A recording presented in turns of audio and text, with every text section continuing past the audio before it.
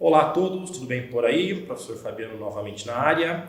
Neste vídeo, vamos avançar ainda mais nos conceitos termodinâmicos, agora abordando a segunda lei da termodinâmica, que tem reflexos importantes na exemplificação e funcionamento de máquinas térmicas, como motores a combustão interna e sistemas de refrigeração, como geladeiras e aparelhos de ar-condicionado. Prontos? Então vamos começar.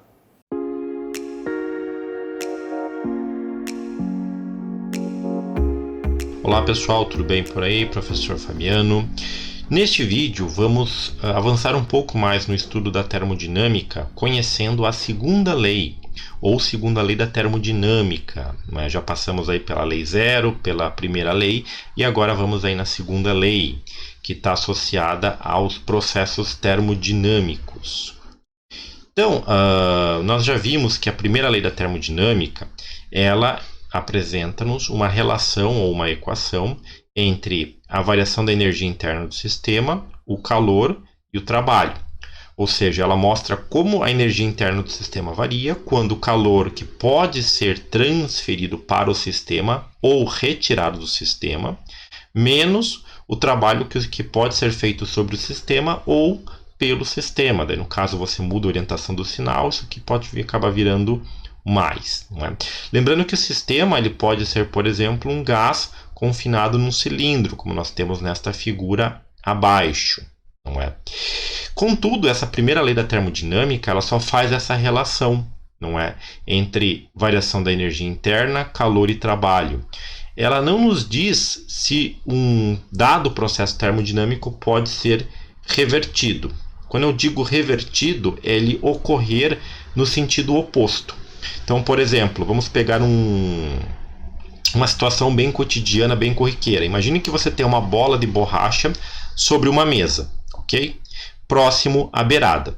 Se você empurrar essa bola de borracha, ela vai rolar, vai cair da altura H da mesa, vai quicar no chão algumas vezes e vai parar. Então, termodinamicamente, o que acontece? Você tem energia potencial reservada nesse sistema, associada a essa altura da mesa. Quando a bola cai, ela converte essa energia potencial em energia cinética do movimento.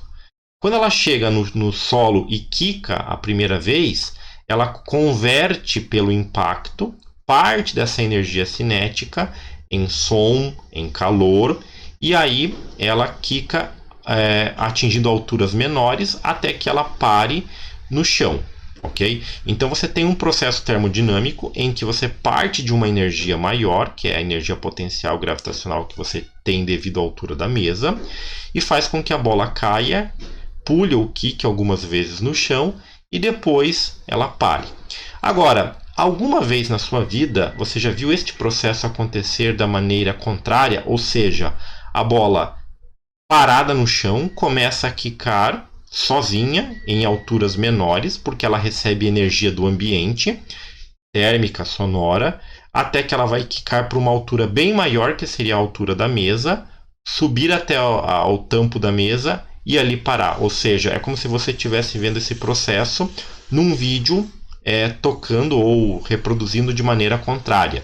A gente sabe que no dia a dia isso não acontece, não é? Então, esse é um exemplo de processo termodinâmico irreversível, ou que acontece apenas em um sentido. Claro que na termodinâmica existem os chamados processos reversíveis, não é? Que são processos que podem acontecer no sentido contrário. Como nós temos nesta figura aqui, que é chamado processo de expansão isotérmica. Então, a gente tem um cilindro que as paredes são isoladas termicamente, ou seja, não permite a transferência de calor das vizinhanças para o meu sistema, que é um gás ideal, representado aqui por essas bolinhas, né? As moléculas de gás são representadas por essas bolinhas. A parte superior aqui você tem um êmbolo móvel, sem atrito, e nele você coloca um suporte onde você pode pôr pequenas esferas de chumbo. Okay? Essas esferas de chumbo aumentam a massa e a força-peso que esse suporte exerce no êmbolo, que faz com que ele desça comprimindo o gás. Esse cilindro com esse gás ideal está em contato com um reservatório de calor, uma placa aquecedora, aonde eu vou manter a temperatura constante, ou seja, não ocorre variação de temperatura no processo.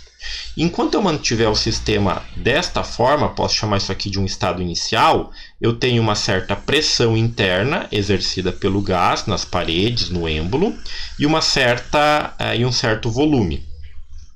Quando eu começo a remover as bolinhas de chumbo desse suporte, eu diminuo a força-peso que empurra o êmbolo para baixo.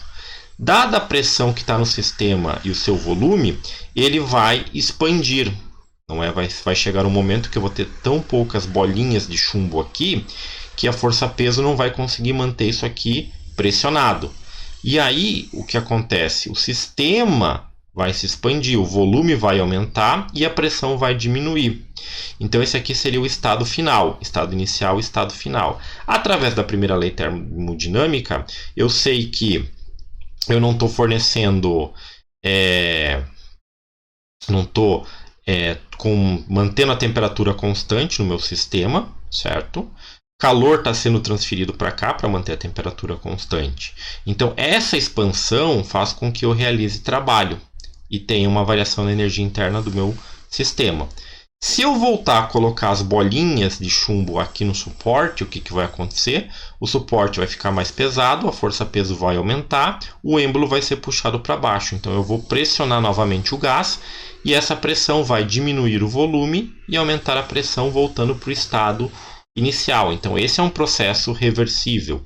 Eu posso ficar indo e voltando nesse processo quantas vezes eu quiser, desde que eu mantenha ali a temperatura do meu sistema de maneira constante, não altere a temperatura, ok? Então a segunda lei da termodinâmica vem de encontro justamente isso, na questão da reversibilidade e da irreversibilidade de certos processos termodinâmicos. Ela vai nos garantir quais processos são reversíveis e quais são irreversíveis, ok? Bom, podemos agora ver um outro processo irreversível termodinamicamente falando, que é o chamado expansão adiabática livre. Então você vai ter um recipiente como este daqui isolado, ele é dividido em dois compartimentos, esquerda e direita. No compartimento da esquerda eu tenho um certo volume que é ocupado por um gás ideal. Esse volume está isolado do segundo volume ou do segundo compartimento, que só tem vácuo, por uma válvula. Ambos têm a mesma capacidade, ou seja, o mesmo volume. E o gás ocupa um desses volumes inicialmente. Como ele é isolado termicamente, ele não tem como perder calor para o ambiente, nem receber calor do ambiente. Okay? Quando eu abrir a válvula, o que vai acontecer? Eu vou permitir com que o gás que está ocupando este volume aqui no estado inicial expanda-se para o segundo volume, dobrando assim o seu volume inicial. E desta forma eu tenho a chamada expansão livre de forma adiabática de um gás, no caso aqui um gás ideal. E isso daqui, este processo, ele é idêntico àquele processo que eu tinha da bola de borracha sobre a mesa. Ou seja, não tem como eu reverter o sistema para que o gás que está expandido no dobro do volume contraia-se, não é? Nessa situação, voltando a ocupar um volume menor. Ou seja, termodinamicamente isso é impossível. Ou seja, é um processo irreversível. Uma vez isso feito, não tem como o gás voltar para essa situação inicial aqui. Okay? Então, a segunda lei ela também vem a ser aplicada em muitas reações e processos químicos, em que você vai ter justamente essas situações, em que você tem aí um sentido apenas. Então, certos processos químicos, que é a combinação de dois produtos ou mais para formar os reagentes. Então, na termodinâmica voltada para a química, muitas vezes você não consegue ter um processo químico reverso, não é? Em que você vá pegar os seus produtos e aplicar uma situação reversa e obter os reagentes que você tinha inicialmente. Então é por isso que em algumas situações de processos de reciclagem os produtos que você quer reciclar, eles não são possíveis, ou são processos muito complicados, porque você não teria um processo termodinâmico que favoreceria este retorno. Um processo físico também irreversível é quando você joga uma pedra, ou uma pedra é arremessada contra uma vidraça. O processo não tem como você reverter, ou seja, a energia que você gasta para arremessar a pedra, para ela quebrar o vidro e depois cair no solo, não tem como você recuperar essa energia para que a pedra faça o trajeto contrário, o vidro quebrado volte-se a unir-se, não é, num vidro inteiro, e a pedra volte à sua mão. Então também é um processo termodinamicamente irreversível. Pois bem, veremos agora esta situação aqui ilustrada, em que eu tenho dois materiais diferentes, né? Um bloco de ferro e um bloco feito de tijolo, material cerâmico. Representado aqui nós temos esses quadradinhos, né, que seriam a energia interna que eles apresentam, e dois recipientes, um com água e um outro com azeite. Okay? E dois sistemas de aquecimento. Então, inicialmente, eu vou aquecer esses dois blocos, aumentando assim as suas temperaturas, como está indicado aqui nestes termômetros, e depois colocá-los dentro do recipiente com os líquidos, né? No caso, o bloco de ferro no recipiente com água e o de tijolo no recipiente com azeite.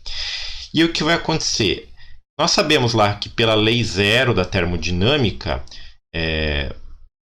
quando eu colocar os corpos, né, sólidos em contato com a água, parte da energia térmica vai ser transferida destes materiais para os líquidos, aumentando assim a sua temperatura e diminuindo a temperatura dos blocos. Isso seria um processo termodinamicamente irreversível, porque como é que eu faço para acontecer o contrário, ou seja, recuperar esse calor dos blocos? Não é?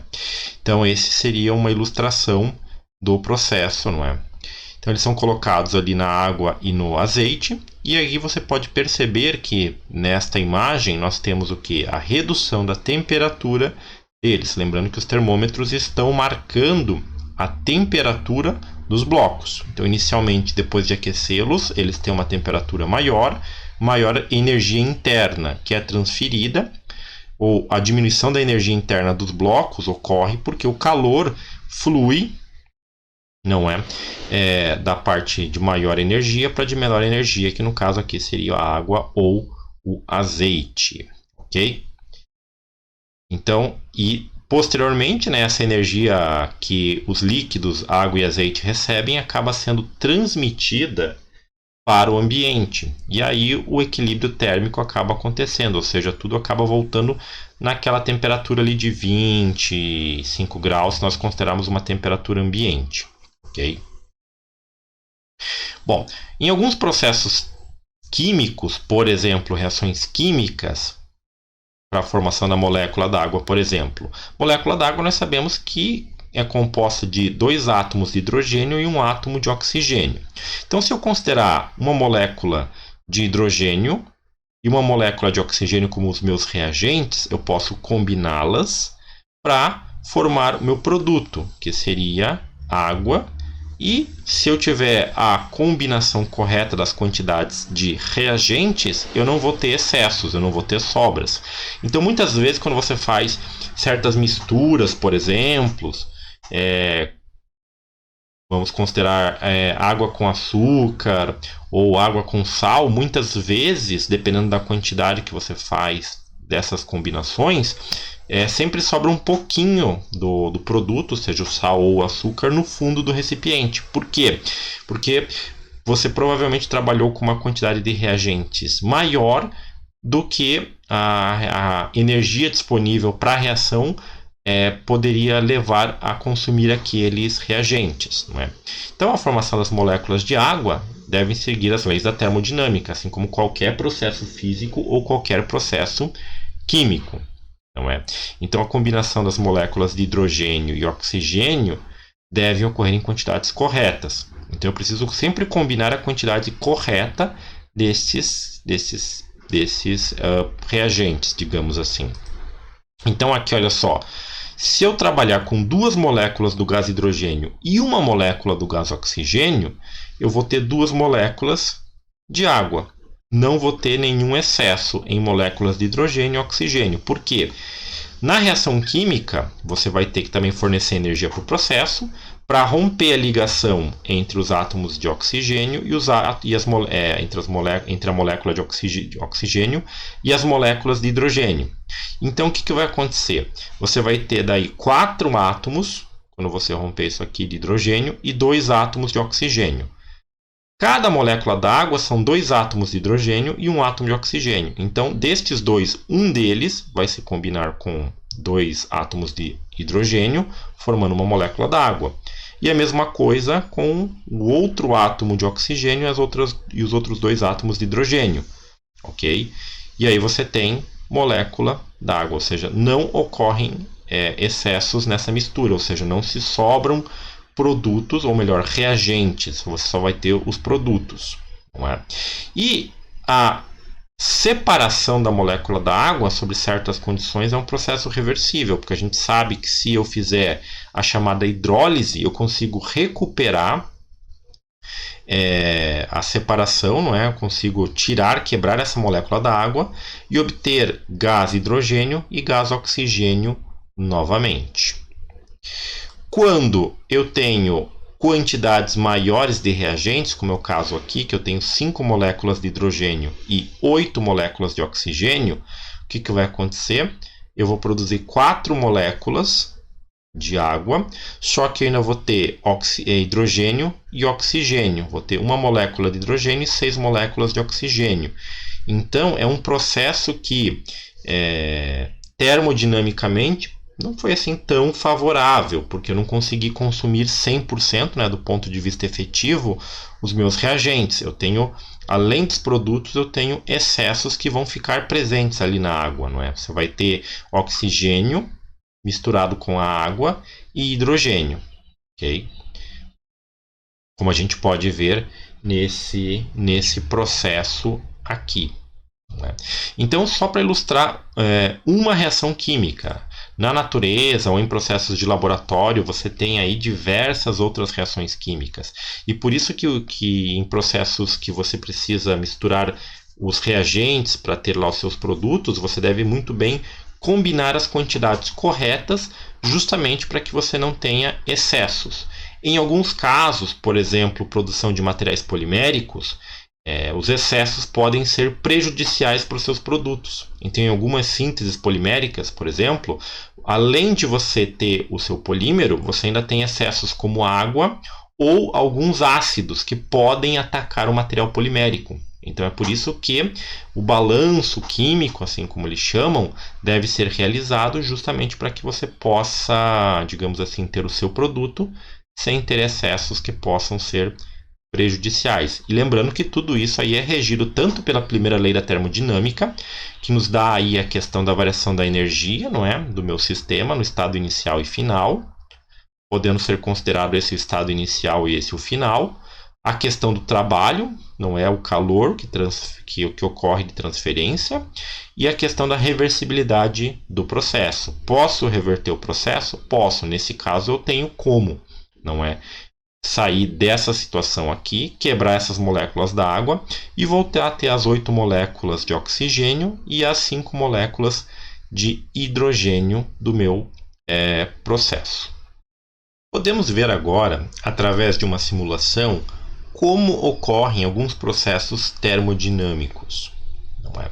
Então, o primeiro deles vai ser justamente esse, né, dos nossos materiais. Então, aqui nós temos lá o nosso bloco de ferro, o nosso bloco de tijolo, e vamos lá associar um termômetro, né, para cada um deles. Certo? Então, vou sincronizar os aquecedores e vou mostrar a energia. Então, vejam, a temperatura associada à energia interna dos meus blocos, ok? E aqui a energia interna tanto da água quanto do azeite. Então vamos aquecer. Ali a gente está vendo o processo de transferência de calor, né, do aquecedor para os blocos. A temperatura deles está aumentando, de maneira diferente, porque eles têm composições diferentes. Um pouco de energia passa para o ambiente, como vocês podem bem ver aí, né? Como seria esperado em qualquer processo. E agora vou colocar lá o bloco de ferro na água. A energia está sendo transmitida, olha só. E a temperatura acaba por diminuir. Não é? Então esse é um processo, né, termodinamicamente irreversível. Ou seja, não tem como eu recuperar aquele calor que eu coloquei na água ou no azeite para os blocos e dos blocos voltar para esse sistema. Ele seria um processo dito, né, irreversível do ponto de vista termodinâmico.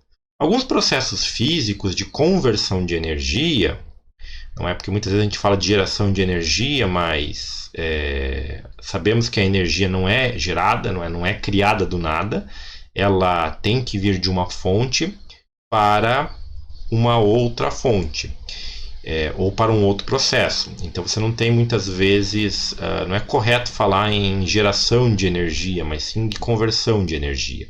Então aqui nós temos um gerador, não é? Em que ele vai converter um tipo de energia em energia elétrica, por exemplo. Nesse caso aqui, então nós temos aqui uma correia ligada a uma roda traseira de bicicleta, uma pessoa aqui, né, uma moça que vai pedalar a bicicleta, e vamos marcar aqui a energia. Então olha só, energia mecânica, elétrica, térmica, luminosa e química. Vamos colocar essa pessoa aí para pedalar. O que está acontecendo é que a energia que ela tem reservada aqui, através da parte química, está sendo convertida em energia mecânica e força muscular para rodar a bicicleta. Isso faz com que eu gire a roda do gerador, que vai produzir energia, vai transformar a energia mecânica em energia elétrica, e essa energia elétrica é usada para aquecer, não é, a água. Aparece aqui, alimente-me, significa que eu preciso dar alimentos para essa pessoa para que ela possa, através de processos químicos, utilizar a energia contida nesses alimentos para que ela tenha força para poder pedalar a bicicleta. Não é? Eu posso trocar minha fonte geradora, por exemplo, por água. Então, usar a queda de água, por exemplo, eu converto a energia mecânica contida na água em energia elétrica, que vai ser utilizada aqui para o aquecimento. Não é? Mas eu também posso converter essa energia não para aquecimento, mas para iluminação. Não é? A lâmpada recebe a energia elétrica, o filamento vai aquecer, não é, numa lâmpada incandescente, e aí vai transformar em energia luminosa. Assim como no caso da ciclista, isso também é um processo irreversível, porque não tem como pegar essa energia luminosa, transformar em aquecimento do filamento para devolver em energia elétrica, para devolver energia mecânica para a água. Então esse processo seria um processo termodinamicamente irreversível. Posso trocar a lâmpada incandescente, que não é tão eficiente, por uma lâmpada fluorescente, em que parte da energia da energia elétrica é transformada em energia luminosa e energia térmica, como nós estamos bem vendo neste processo.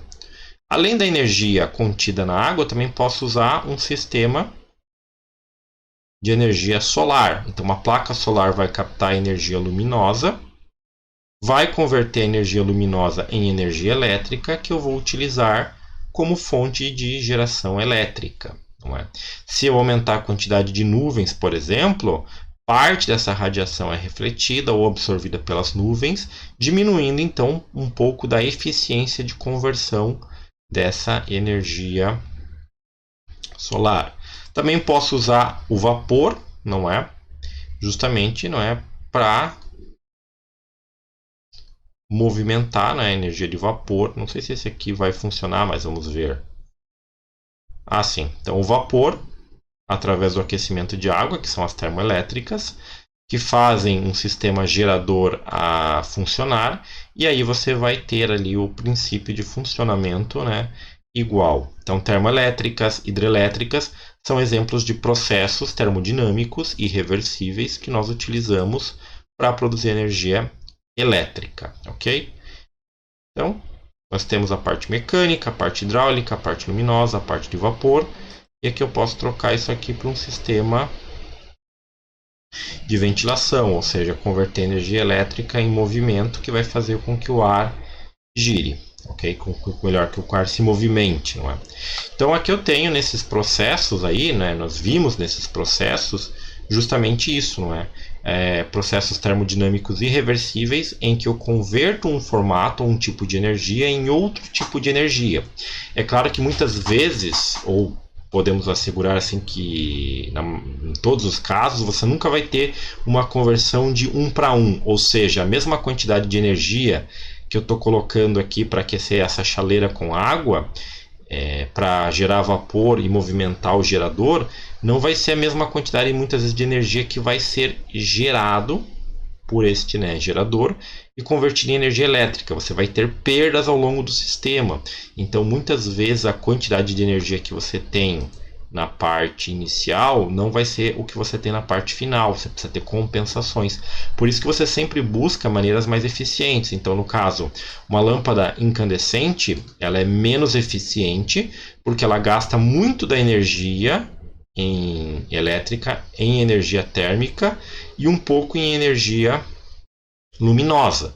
As lâmpadas fluorescentes já são mais eficientes nesse aspecto porque conseguem converter mais energia, uma quantidade menor de energia elétrica em energia luminosa.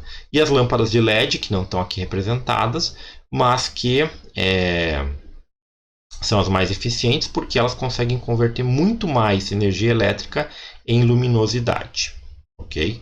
Então, nesses processos aí eu queria mostrar para vocês justamente isso, né? Alguns processos físicos termodinâmicos relacionados à conversão, né, de energia e à reversibilidade dos sistemas.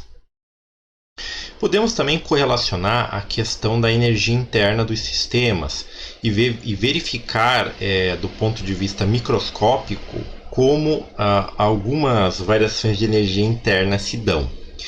Então, por exemplo, vamos considerar aqui uma estrutura sólida. Então essas bolinhas aqui representam os átomos, né? E aqui você tem as ligações entre os átomos, não é? Que seria a ligação química presente no sistema, ok? Bom, e aí eu posso aumentar a energia interna através de um processo mecânico, não é? Então, naturalmente, essas bolinhas elas têm essa movimentação, que é a movimentação intrínseca dos meus sólidos, dos meus gases ou dos meus líquidos. No caso dos sólidos, né, a interação entre os átomos ou moléculas é mais intenso e aí eles mantêm essa estrutura e volume coesos, como nós já comentamos aí em momentos anteriores. Se eu exercer uma força mecânica sobre um sistema como esse, eu vou estar colocando energia mecânica e percebam que a movimentação dos átomos aqui ou das moléculas aumenta. Quando eu retiro o esforço, a movimentação diminui. Então eu posso continuar aqui aumentando e aí eu estou colocando mais energia no meu sistema, retirando a energia, colocando energia. Então alguns processos termodinâmicos que são reversíveis, eu vou fazer justamente isso, fazer o processo de compressão e expansão. Compressão, expansão. Então aqui eu tenho uma certa pressão, aqui a pressão é maior, volume menor, volume maior, energia maior, porque ele está com maior, com a movimentação atômica e molecular aqui é maior, não é? Energia interna menor. E não só através de um processo mecânico, mas um processo, por exemplo, térmico.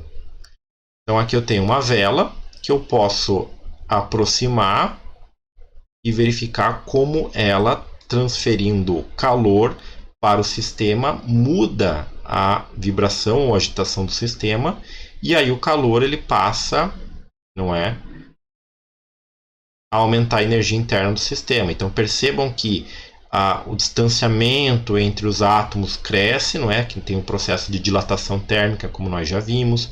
A vibração, não é? A movimentação média deles também cresce. Isso é refletido pelo aumento da temperatura, como vimos na outra simulação ali, em que a energia transferida para o sistema aumenta a sua temperatura. E através de um processo de mudança de estado físico da água, a gente pode ver isso. Então aqui nós temos a água no estado sólido.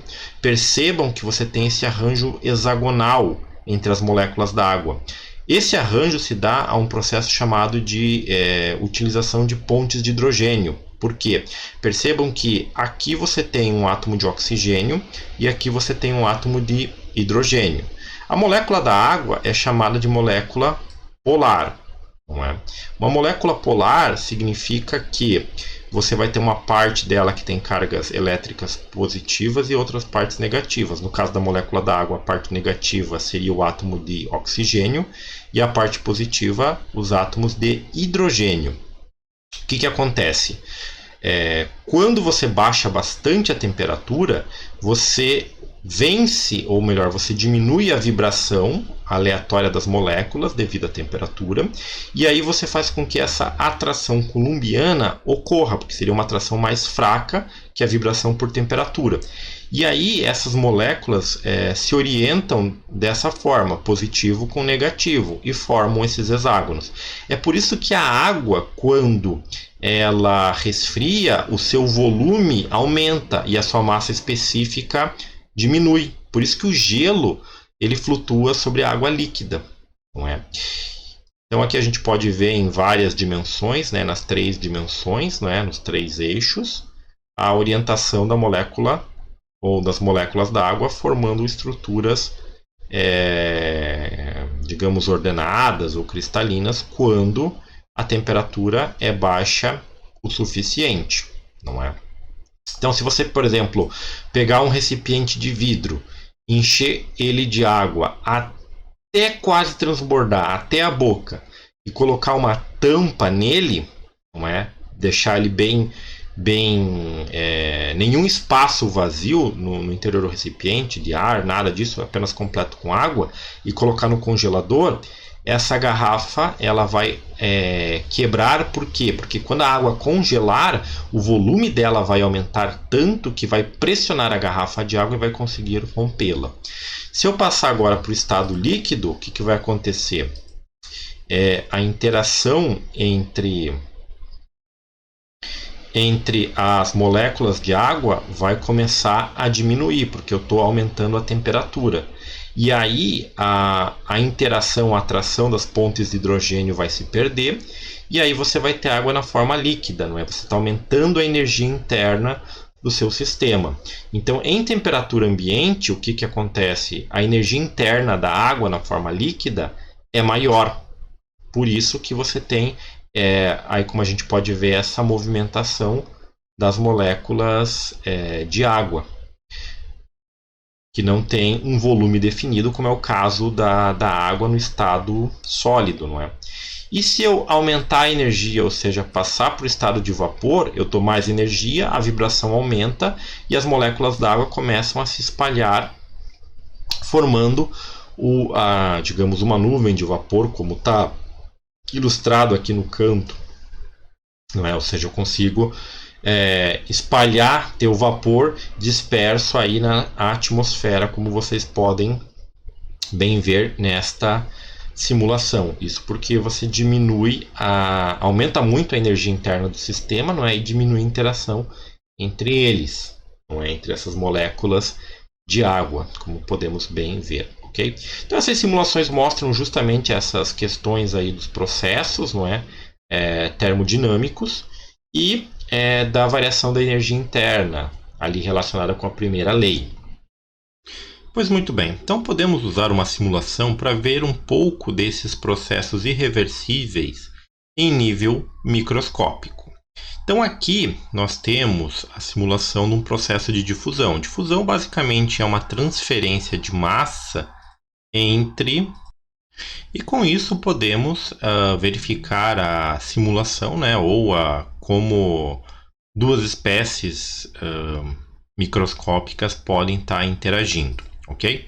Então, eu posso escolher a quantidade, o tamanho e a temperatura de uma espécie de um lado, assim como do outro. Então, inicialmente, vamos fazer o processo de expansão livre. Então, estamos considerando que esse sistema é isolado adiabaticamente, então o calor não sai nem entra dele. De um lado aqui eu tenho o quê? 200 partículas com massa U, né, de 28, raio de 125 picometros e temperatura de 300 Kelvin, que seria aproximadamente a temperatura ambiente. O centro de massa está mais ou menos aqui no meio e a taxa de fluxo, né, de partículas vai ser mostrada quando eu remover esse divisor, ok? E o que vai acontecer é justamente aquele processo da expansão livre, né? Vai levar um tempo para que essas partículas aqui passem do recipiente A para o B, ocupando todo esse volume. Então, olha lá, partículas começam a se movimentar, colisão, a temperatura média vai se estabelecendo, ela cai de um lado e aumenta do outro para depois começar a se aproximar de um equilíbrio, ok? Então, a quantidade de partículas de um lado por enquanto está maior que do outro. Então, se a gente deixar esse processo rolando aí durante um tempo, o que vai acontecer? O equilíbrio vai meio que se estabelecer. A temperatura média de todo o sistema vai chegar mais ou menos no mesmo valor, ok? Claro, isso vai depender um pouco da condição, ó. Quase 100 dos dois lados, a temperatura está um pouquinho diferente, mas também depende das colisões entre esses conjuntos de partículas, como vocês podem bem verificar, ok? Então, esse seria a ilustração do processo de expansão livre. E percebam que a distribuição de massa está quase aqui no meio, não é? Então, está quase tudo distribuído igualitariamente. Pois bem, vamos reiniciar o divisor. O que acontece agora se eu colocar um outro grupo de partículas com características diferentes dessa daqui? Então, vamos verificar isso na prática. Então, vamos colocar aqui 50. Vamos diminuir a massa para metade. O raio vamos colocar em 75. E a temperatura vamos iniciar com uma temperatura mais baixa, 50 Kelvin. Então aqui está mais quente, aqui está mais frio. E aqui, além dessa questão do aumento da desordem, da entropia, a gente também pode verificar a questão da lei zero da termodinâmica, que é, né, o equilíbrio térmico que esses dois sistemas vão atingir depois de um dado tempo. Então, removendo o divisor, percebam, né, que eu tenho, olha só, a taxa de transferência. Esse lado, como as partículas estão mais quentes, eles vão mais rapidamente para cá. Aqui as partículas estavam mais frias, começam a interagir, começam a receber o calor, elas começam a se distribuir para cá. E novamente, isso aqui é um processo irreversível, porque não existe como eu remover o calor do sistema, fazendo com que as partículas se separem, essas maiores azuis voltem para o lado esquerdo e as menores aqui em vermelho voltem para o lado direito. Então veja só, estão quase se distribuindo igualmente, né? Ou melhor, as azuis estão sendo quase distribuídas igualmente entre os dois lados. E a temperatura está buscando, né, chegar no equilíbrio. Então a interação entre os dois sistemas distribui a temperatura, a energia, a entropia aumentou, não é? Ou seja, esse sistema final aqui tem maior entropia que o sistema inicial, ok? Então esse foi um processo. Agora, o que eu vou fazer? Eu vou diminuir a temperatura deste lado aqui e vou aumentar do outro lado. Deixar mais quente ainda. 500 graus, uma diferença aí de 10 vezes, ok? E aí vou remover o divisor e percebam que o fluxo das partículas vermelhas está um pouquinho maior do lado direito para o esquerdo do que o azul, não é?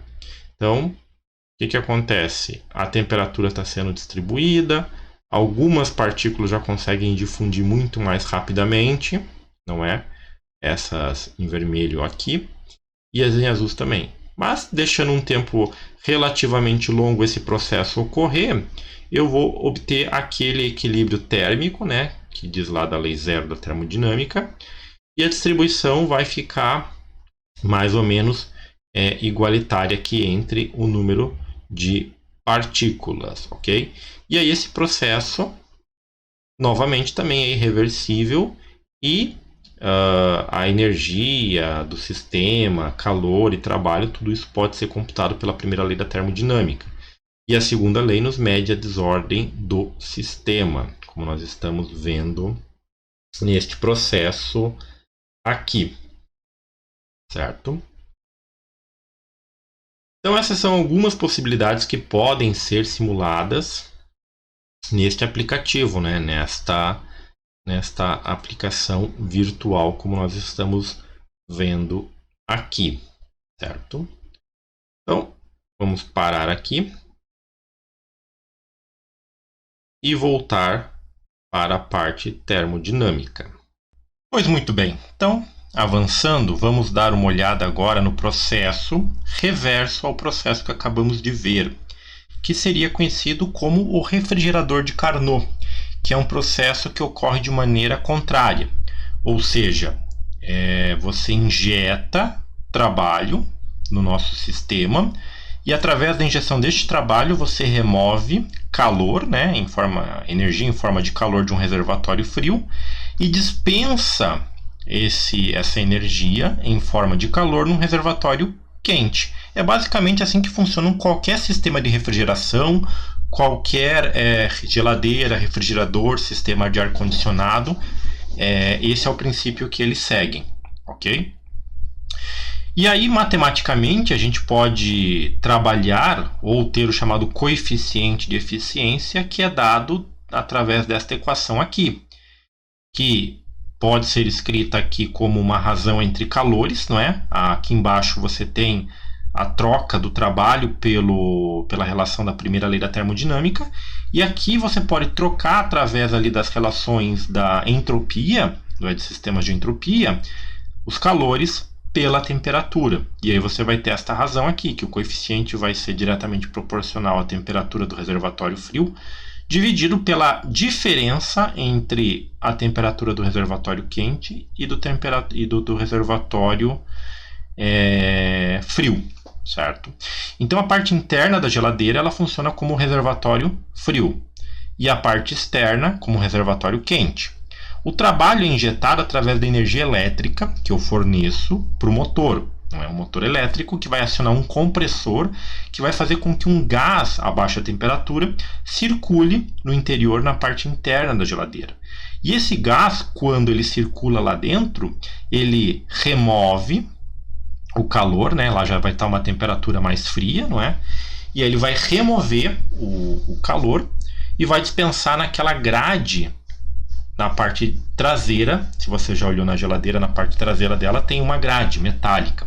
Essa grade metálica, ela dissipa o calor que foi roubado, né, por aquele gás lá dentro, né, o gás freon.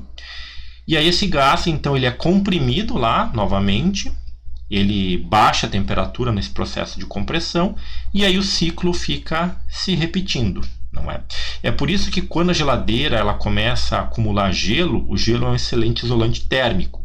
E aí ele dificulta justamente essa troca de calor e a retirada do calor do reservatório frio, que é a parte interna. Por isso que daí você tem que, em modelos bem mais antigos, né, de refrigeradores ou desses sistemas aí que funcionam a baixíssimas temperaturas, você tem que remover o gelo, justamente para evitar que ele se forme, né, na parte que troca o calor e você tenha esse isolamento térmico formado.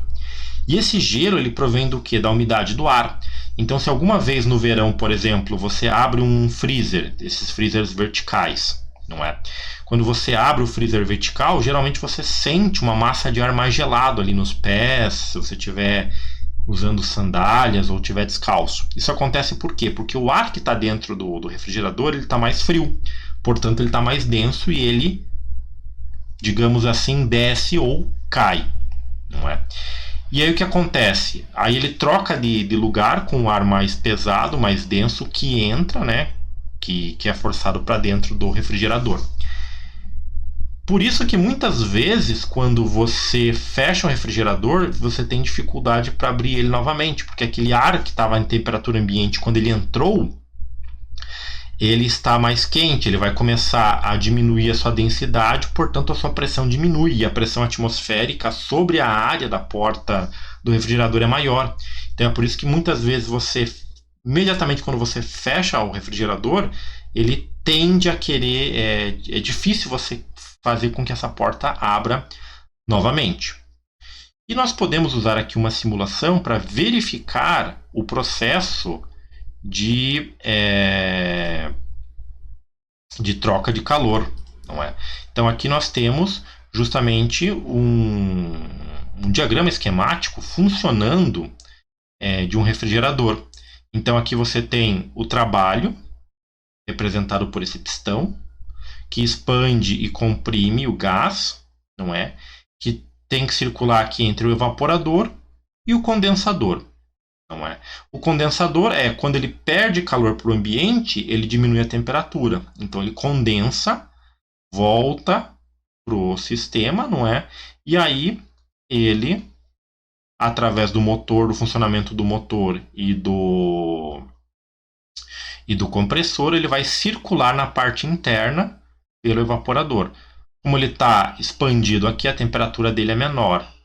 Nesse trocador de calor, ele absorve o calor da parte interna do refrigerador, que vai dispensar isso para o condensador, certo? Aí a parte aqui, ele vai, à medida que ele sobe, ele vai resfriando, e aí ele vai voltar para o ciclo. Ou seja, esse é o princípio de funcionamento, aonde você consegue ter um dispositivo que baixa a temperatura e permite com que você possa preservar alimentos perecíveis, por exemplo. Você consegue assim manter a sua... consegue preservá-los por um longo período, não é? E aqui as equações da eficiência do processo operando. Então, refrigeradores, sistemas de ar-condicionado, qualquer sistema de refrigeração, eles vão seguir exatamente o seu princípio de funcionamento através desse sistema ali mostrado, ok? Bom, pessoal, então esse era o nosso vídeo, espero que vocês tenham gostado. Aqui estão algumas referências que vocês podem consultar. Lembrando aí que na Biblioteca Virtual Pearson vocês podem consultar muitas outras referências, não é? Para expandir aí o conhecimento de vocês, não é? Dúvidas, não esqueçam de procurar os professores tutores, não é? E nos vemos aí num próximo vídeo. Até mais! Neste vídeo, pudemos ver na aplicação conceitos termodinâmicos e a segunda lei da termodinâmica, em que pudemos trabalhar este conceito no funcionamento de máquinas térmicas. Espero que vocês tenham gostado. Nos vemos no próximo vídeo e lembre-se sempre de consultar os materiais da Biblioteca Virtual Pearson e os textos indicados no AVA. Até a próxima!